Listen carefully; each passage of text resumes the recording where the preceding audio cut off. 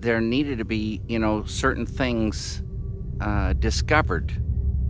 And I love organic phenomenon. And that has led me to various things. And it led me to one day calling a veterinarian. And I asked him if he had a dead cat. And he said, "No, sir, I don't." And I explained to him. He said, What do you want a dead cat for?" And I said, "I want to study this cat."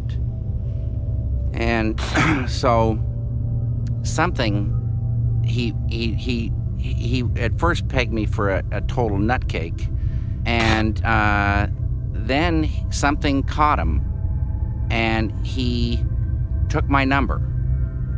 And lo and behold, 10 minutes later, this same guy, veterinarian, calls me and he says, "I have a cat." I can't believe it. I get off the phone, 2 minutes later, in it comes. So I had to set up in my basement there. And I drove down and got the cat in a cardboard box. And just before lunch, I put it into a jar filled with formaldehyde. And it went in like a slinky. It just laid down in the formaldehyde. And then I went upstairs and had lunch and came back down, and I went to get the cat out of the jar, and it had gotten rigor mortis. And this had a narrow top.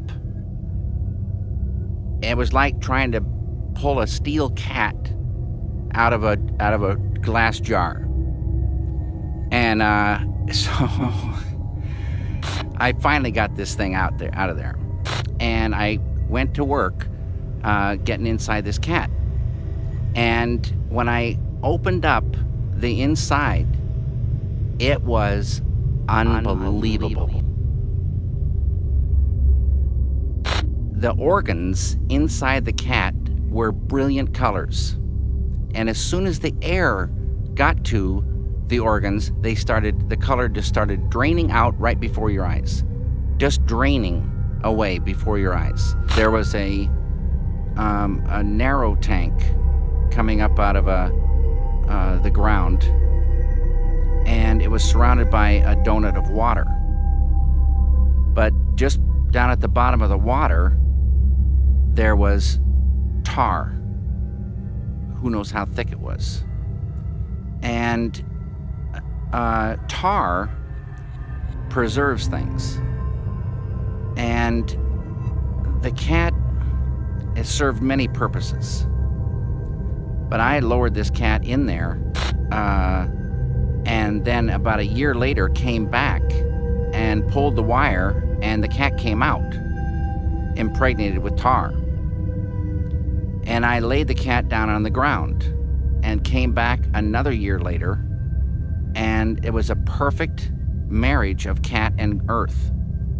Tar impregnated cat in earth. So, but studying this cat was kind of, important.